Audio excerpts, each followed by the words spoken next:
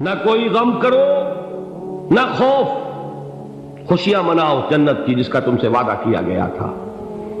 اللہ کی ربوبیت پر اطمینان جب انسان کو ہو جاتا، میرا رب اللہ ہے، ربی اللہ، انسان کے لیے نہ کوئی کھٹکا، نہ کوئی خطرہ، نہ کوئی خوف، نہ کوئی حزن۔ جو کچھ ہو رہا ہے کس کے اذن سے ہو رہا ہے؟ اللہ کے اذن سے۔ اللہ کے اذن کے بغیر پتا تک نہیں ہلتا۔ یہ کوئی اندھا بہرا مادہ نہیں ہے جس سے مجھے کوئی خوف ہو۔ اندھا بھینسا چلا رہا ہو اس سے تو ڈرنے کا ہر انسان کو ڈرنا چاہیے، نہ معلوم کس کو ٹکر مار دے، لیکن نہیں، اس کائنات کو چلانے والا ایک سمیع و بصیر خدا ہے۔ وہ جو میرا دوست ہے، میرا ولی ہے، اللہ ولی الذین آمنوا یخرجہم من الظلمات الی النور۔ اللہ اہل ایمان کا ولی ہے، ساتھی ہے، پشت پناہ ہے، مددگار ہے، حمایتی ہے۔ بتائیے جسے یقین ہو جائے کہ اللہ میرا مددگار، اللہ میرا محافظ، اللہ میرا پشت پناہ، اللہ میرا حمایتی، اس کے لیے کوئی خوف ہوگا؟ اس سے کوئی ڈر ہوگا؟ میں مثال دیا کرتا ہوں ایک بہت سادہ، پنجاب کے دیہات کی۔ تو بڑا چودھری ہے اور کوئی غریب کسان ہے۔ اس غریب کسان کے جانوروں کو ہر وقت اندیشہ ہوگا چوری کا، کوئی میری بھینس کھول کر نہ لے جائے، کوئی میرا بیل کھول کر نہ لے جائے۔ لیکن جس کے بارے میں یہ سب کو معلوم ہو کہ وہ جو بڑا چودھری ہے وہ اس کا دوست ہے، اس کی بچیا کو کوئی خوف ہوگا؟ اس کی بھینس پر کوئی ہاتھ ڈالے گا؟ اسے کوئی اندیشہ ہوگا؟ نہیں۔ کیوں؟ کہ وہ بڑا چودھری، بڑا اس کا یہاں کا سردار، جاگیردار، سب کو معلوم ہے وہ میرا دوست ہے، کوئی میرے خلاف اقدام نہیں کر سکتا۔ اس دنیا میں یہ چھوٹی سی بات اگر آپ کے دلی اطمینان اور سکون کا باعث بن سکتی ہے تو ذرا تصور کیجئے۔ میں لفظ تصور استعمال کروں گا صرف اس لیے کہ اس کا ہم جس کو کہتے ہیں ادراک اور شعور کر نہیں سکتے، اگر کے ساتھ کر سکتے۔ اگر یقین ہو کہ اللہ میرا مددگار اور یقین ہو کہ اللہ ہر آن میرے ساتھ ہے، پھر کوئی خوف؟ کس کا خوف؟ کوئی شے اللہ سے بالاتر ہے؟ کوئی قوت اس سے زیادہ طاقتور ہے؟ کوئی اس کے ارادے کو بدلنے والا ہے؟ کوئی اس کی مشیت کے آڑے آنے والا ہے؟ یہی بات ہے جو حضور نے فرمائی۔ یہ ایمان کا حاصل ہے لب لباب،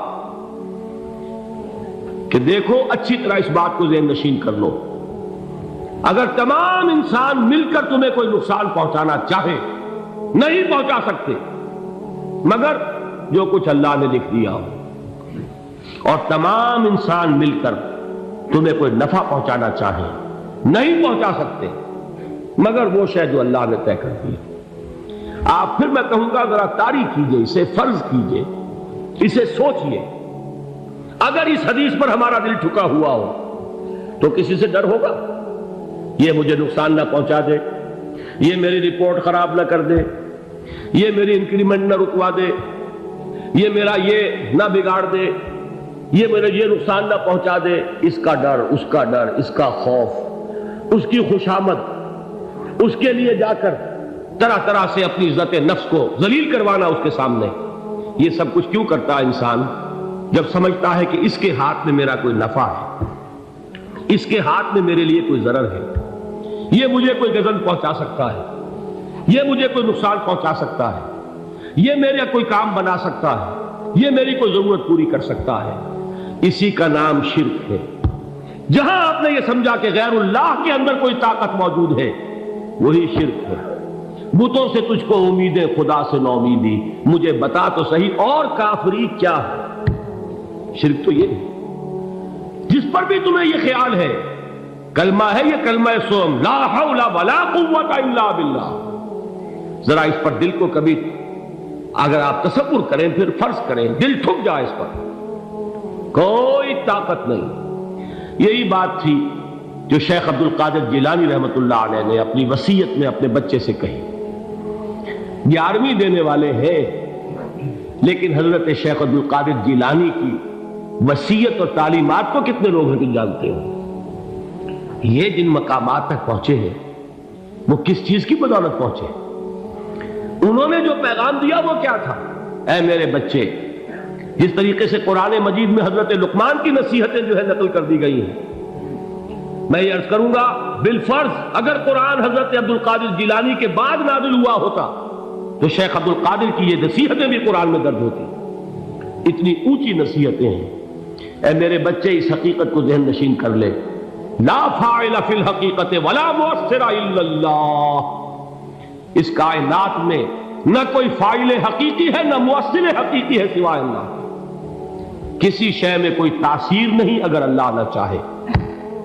آگ جلا نہیں سکتی اگر اللہ نہ چاہے، پانی ڈبو نہیں سکتا اگر اللہ نہ چاہے، زہر ہلاک نہیں کر سکتا اگر اللہ نہ چاہے، کوئی چیز فائدہ نہیں پہنچا سکتی اگر اللہ نہ چاہے۔ تو در در پہ کیوں سر جھکاتے ہو؟ در در پر کیوں جبیں سائی کرتے ہو؟ سب کے سامنے کیوں ہاتھ پھیلاتے ہو؟ ایک اللہ سے مانگو، ایک اللہ کے سامنے زمین پر اپنی جبین رکھو۔ لا فاعل فی الحقیقت ولا مؤثر الا اللہ۔ نظر آتا ہے ہمیں کہ پانی پیاس بجھا دیتا ہے، پیاس بجھانے کی صلاحیت پانی میں نہیں ہے، اللہ کے اذن سے۔ کھانا بھوک مٹا دیتا ہے، بھوک مٹانے کی صلاحیت کھانے میں نہیں ہے، اذن رب میں۔ دیکھیے یہی یقین تھا حضرت موسیٰ علیہ السلام کا واقعہ یاد کیجئے۔ سامنے سمندر آ گیا ہے، قوم دیکھتی ہے پیچھے کہ گرد و غبار کا طوفان، معلوم ہوا کہ فرعون اپنے لشکر سمیت آ گیا۔ لشکر جب چلتا تھا تیز رفتاری کے ساتھ تو گرد و غبار کا جو طوفان اٹھتا تھا اس کا تصور کیجیے، اور لمحہ بلمحہ وہ قریب آ رہا ہے۔ پوری قوم نے کیا کہا؟ اے موسیٰ انا لمدرکون، اے موسیٰ ہم کو پکڑے گئے۔ قرآن مجید نے تو یہاں وہ باتیں نہیں لکھی ہیں، لیکن تورات میں یہ درج ہے کہ بنی اسرائیل جھگڑنے لگے، دست و گریبان ہو گئے موسیٰ کے ساتھ۔ موسیٰ ہمیں یہاں مروایا لا کر، اس سے تو ہم ہی بہتر تھے، وہاں کھانے کو ملتا تھا، زندگی تو تھی، بیگار ہم کر رہے تھے، موت تو نہیں تھی۔ اب جو کچھ ہوگا اس کا تصور کرو، جس طریقے سے ہمارے ٹکڑے اڑائے جائیں گے۔ تو لڑ رہے ہیں حضرت موسیٰ علیہ السلام سے، یہ تورات کی تفصیل ہے۔ قرآن میں صرف اتنا آیا ہے، پریشان ہو کر انہوں نے کہا انا لمدرکون، موسیٰ ہم کو پکڑے گئے۔ اس وقت موسیٰ کا جواب کیا ہے؟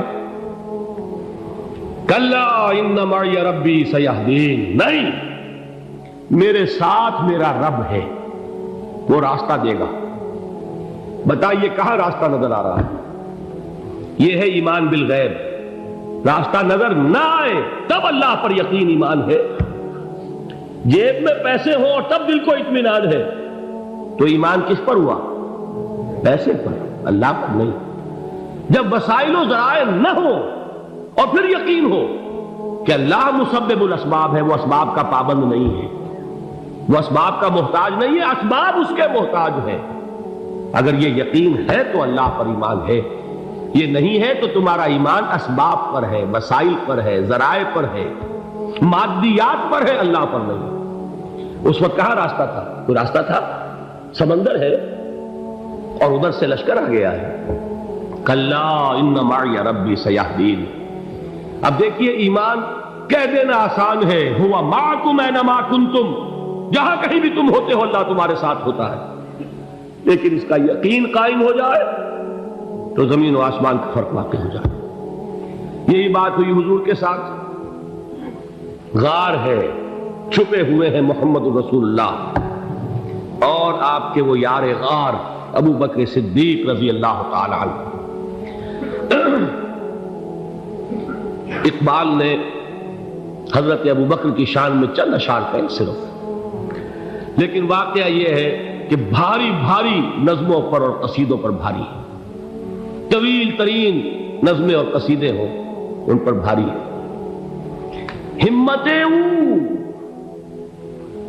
ابو بکر کی ہمت جو ہے، کشت ملت را چو ابر، جیسے بارش سے کھیتی اپجتی ہے، ابو بکر کی ہمت اور عزیمت اس امت کو اسی طرح سینچنے والی ہے۔